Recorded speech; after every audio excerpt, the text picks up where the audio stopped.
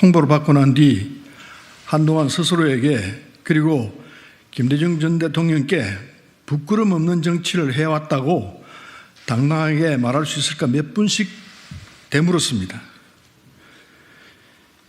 민주당을 위해 희생해왔고 민주당의 정신을 지키기 위해 살아왔고 대한민국의 민주평화적인 가치를 정착시키기 위해 40여 년 동안 열심히 달려왔습니다. 단 한 번도 민주당의 부끄러운 짓을 저지른 적이 없으며 누구처럼 민주당을 방탄으로 사용하지 않았고 사법 리스크로 민주당의 발전을 저해시키지도 않았습니다.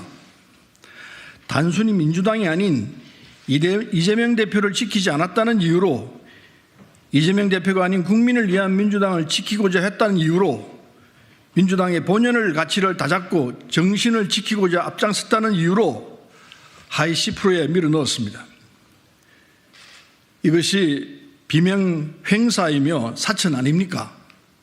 도대체 무슨 근거로 제가 하위 10%에 들었는지 공관위는 분명히 밝히기를 요구합니다.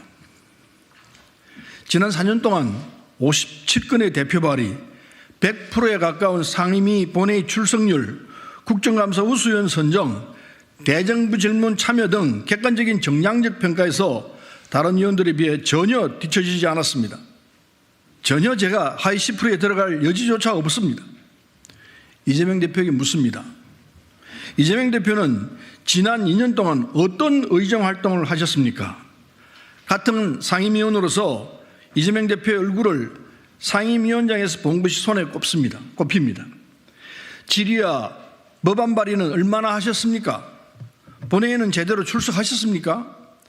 자신과 측근의 범죄를 비호하기 위해 민주당을 이용한 것 이외에 민주당의 국회의원으로서 국민과 민주당을 위해 어떤 일을 하셨습니까?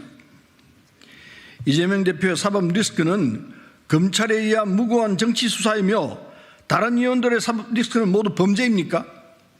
그분들과 이재명 대표의 사법 리스크의 차이는 무엇입니까? 이재명 대표의 영역은 신의 영역입니까? 그렇다면 저 내로남불의 윤석열 대통령과 다른 것이 무엇입니까? 혁신이 아픈 이유는 내 몸에 내가 직접 칼을 대어 고문을 것을 없애고 세사를 돋게 하기 때문입니다. 스스로 아프지 않고 희생하지 않으면 그건 전혀 혁신이 될 수 없습니다. 그저 실패의 악순환만 되풀이될 뿐입니다. 이재명 대표는 혁신이라는 명목하에 자신과 자신의 측근에게는 전혀 칼을 대지 않고 오히려 공천에 적극 개입하여 친명 횡재, 비명 횡사를 주도하고 있습니다. 자신을 비판했던 의원들 모두 하위 20% 안에 포함하고 개인적인 복수를 자행하고 있습니다. 0점을 받은 의원도 있다고 낄낄대며 동료 의원을 폄하하고 이를 즐기고 있습니다. 이것을 과연 진정한 혁신이라고 할 수 있습니까? 누구를 위한 혁신입니까? 윤석열 검찰 독재가 국민의 입을 막고 귀를 닫으며 온갖 자행을 저지르고 있는 판국입니다. 검찰 독재 종식과 민주당 정권 재창출의 절호의 기회를 이재명 대표가 다 망쳐놨습니다. 지금 나오는 여론조사가 이를 명명백백히 보여주고 있습니다. 국민은 이재명의 민주당을 원하지 않는다는 현실을 이재명 대표와 측근만 현실을 인정하지 않고 그들만의 행복한 꿈속에서만 살아가고 있습니다. 이재명 대표에게는 윤석열 정권의 고통받는 국민이 전혀 보이지 않습니다. 개인의 방탕과 치졸한 복수만을 바라보며 칼을 휘두르고 있습니다. 국민이 아닌 이재명을 바라보는 정치인들만을 배치하며 민주당을 국민이 아닌 이재명의 방탄을 위한 정당으로 만들고 있습니다. 김대중 노무현 문재인 대통령과 수백만의 민주당원들이 처절하게 싸워가며 만들어낸 민주당을 지우고 방탄 정당으로 만들어가고 있습니다. 절대 묵과하지 않겠습니다. 민주당 지도부는 왜 제가 하위 10%에 들어가는지 당당히 밝히시길 바랍니다.